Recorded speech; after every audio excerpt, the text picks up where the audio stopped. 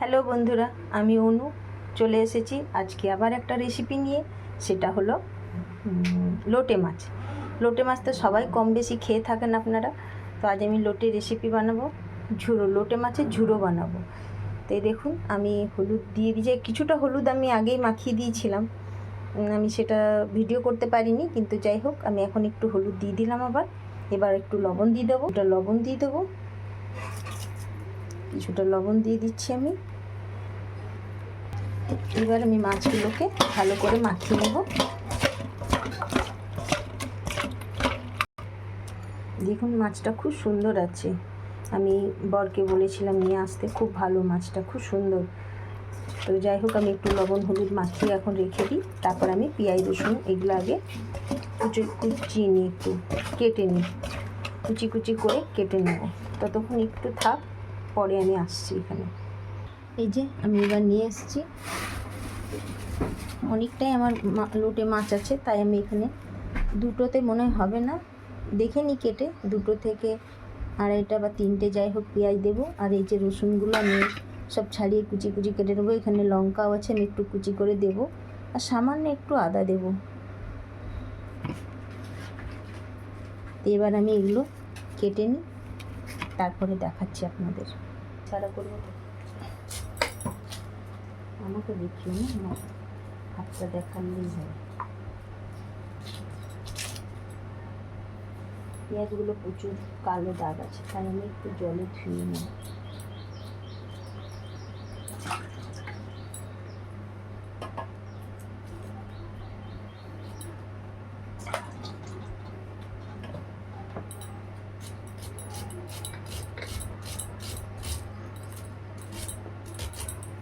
এইভাবে আমি পেঁয়াজগুলো একটু লম্বা করে কেটে নেব। সবগুলো আমি এইভাবে কুচি করে নেব, তারপর আমি আসছি আবার। আমি আবার চলে এসেছি, সব এবার কাটাকুটি করে নিয়েছি। এই দেখুন পেঁয়াজ কুচিয়ে নিয়েছি, রসুন 3 টেবিল চামচ মতো আমি কুচিয়ে নিয়েছি, একদম কুচি করে। একটু লঙ্কা, একটু আদাও আমি কুচিয়ে নিয়েছি। আর এখানে ধনেপাতা আমি রেখেছি, আরও দেবো পরে। এখানে টমেটো, পেঁয়াজ কুচি। আর এবার আমি কড়াইয়ে তেল দিয়ে দেবো।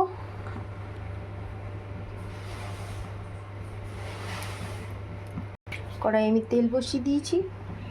দেখুন এখানে 750 মতো মাছ আছে আমার, আমি এটা হলুদ লবণ মাখিয়ে রেখেছি, এটা আমি পরে দেখাচ্ছি। তেলটা গরম হলে আমি এগুলো সব কুচনো পেঁয়াজ রসুন সব এক এক করে দিয়ে দেবো, তারপর রান্নাটা করব। তেল আমার গরম হয়ে গেছে, তাই এক এক করে আমি সব উপকরণ দিয়ে দেবো। এই দেখুন এবার আমি পেঁয়াজগুলো ভেজে নিচ্ছি। এখানে বড় করে আমি দুটো পেঁয়াজ দিয়েছি, অনেকটা বড় ছিল বলে আমি আর বেশি দিলাম না পেঁয়াজটা, চাইলে আরেকটা আমি দিতে পারতাম, দিলাম না, কিন্তু এতে অনেকটাই হয়ে গেল।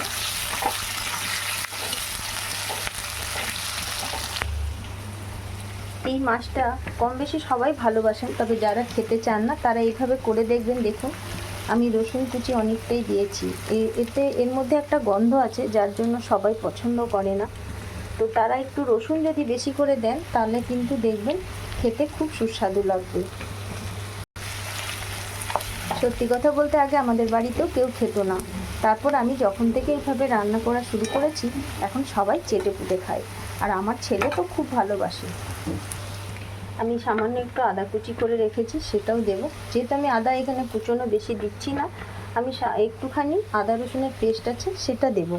পেস্ট না দিলেও চলে, এখানে কুচনোটাই ব্যবহার হয়, তো যেহেতু আমার বাড়িতে করা আছে এটা, তো আমি একটু পেস্ট দিয়ে দেবো। তাই এখানে কুচনো লঙ্কা আর আদাটা দিয়ে আমি আবার ভালো করে নাড়াচাড়া করব। এই মাছটা দেখবেন গরম ভাতে ভীষণ ভালো লাগে, খুব সুস্বাদু মাছটা। অনেকেই গন্ধের ভয়ে খেতে চায় না ঠিকই, কিন্তু এভাবে করলে দেখবেন সবাই খুব ভালোবেসে খুব ভালোভাবে খাবে, গরম ভাতে অসাধারণ লাগে। এখানে আমি প্রায় দুটো গোটা রসুন দিয়েছি, 750 মাছ আছে, তাই আমি দুটো গোটা রসুন দিয়েছি যাতে মাছের গন্ধটা না আসে। পেঁয়াজটা আমার লাল হয়ে এসছে, এবার আমি একটু এই পেস্টটা দিয়ে দেবো। পেস্টটা আপনারা দিতেও পারেন, না দিলেও চলবে, এটা আমি আমার মতো করে করছি তাই আমি দিলাম, তাছাড়া আমার কাছে ছিল তাই আমি দিয়ে দিলাম। পেঁয়াজগুলো আমার লাল হয়ে গেছে। এবার আমি এর মধ্যে টমেটোটা দিয়ে দেবো। ছোটো ছোটো টুকরো করা টমেটো রেখেছি, এটা আমি এবার এর মধ্যে দিয়ে দিলাম। আমি এখানে এবার একটু লবণ দেবো। মাছের মধ্যে আমার লবণ দেওয়া আছে, তাই এখানে একটু কম করেই দেবো। এরপর এবার একটু হলুদ দিয়ে দিলাম, আর একটু হলুদ দেবো। লঙ্কা তো আমি কাঁচা লঙ্কাই দিয়েছি, তবে এখানে একটু গুঁড়ো লঙ্কা দেবো, যাতে একটু ঝালও হবে আর তার সাথে একটু কালারটাও ভালো হবে। মশলাটা আমার ভাজা হয়ে গেছে, তেল ছাড়তে শুরু করেছে। আমি এবার এর মধ্যে মাছগুলো দিয়ে দেবো। আমার মাছগুলো কাটা আছে, এতে কাঁটাটা খুব নরম, তাই এই মাছের মধ্যে যে কাঁটাটা থাকে তাতে কোনো অসুবিধা হয় না। অনেকে হয়তো কাঁটা ভাবে অনেক বেশি, কিন্তু আমি তো দেখেছি আমাদের কারোরই প্রবলেম হয় না। এই কাঁটাটা এমনি মাংসটা বেরিয়ে যায়, কাঁটাটাও খুব নরম, তাই খেতে অসুবিধা হয় না। মাছগুলোকে এইভাবে এবার আমি কষাতে থাকবো, আর কষাতে কষাতে এর থেকে জল বেরোতে শুরু করবে একটু পরে। এর মধ্যে একটা ফোঁটাও জল দেওয়া যায় না। এই মাছটা এমনই খুব নরম, এবং এর মধ্যে যে জলটা থাকে তাতেই এই মাছটা রান্না হয়ে যাবে। এইভাবে কষাতে থাকবো, একবার করে আমি নাড়তে থাকবো।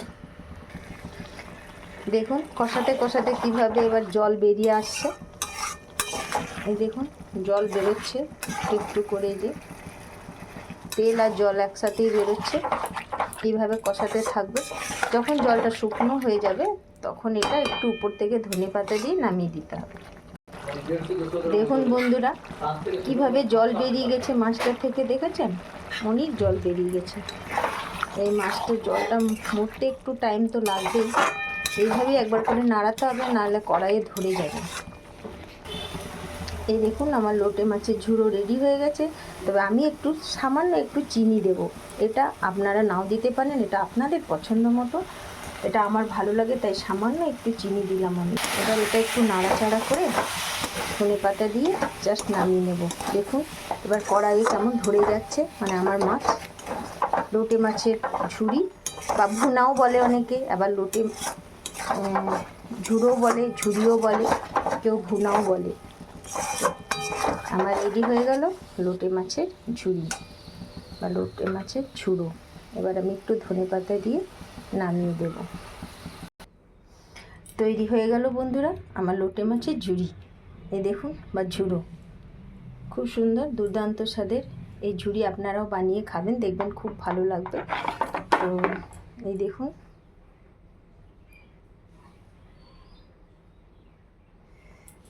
এই দেখুন খুব সুন্দর হয়েছে। এভাবে আপনারা করে গরম ভাতে পরিবেশন করবেন, দারুণ লাগবে খেতে। আর যদি সত্যি আমার রেসিপিটা ভালো লেগে থাকে তাহলে প্লিজ লাইক, কমেন্ট এবং শেয়ার করে দেবেন। আর ইউটিউব চ্যানেলে আমাকে সাবস্ক্রাইব করে দেবেন। টাটা।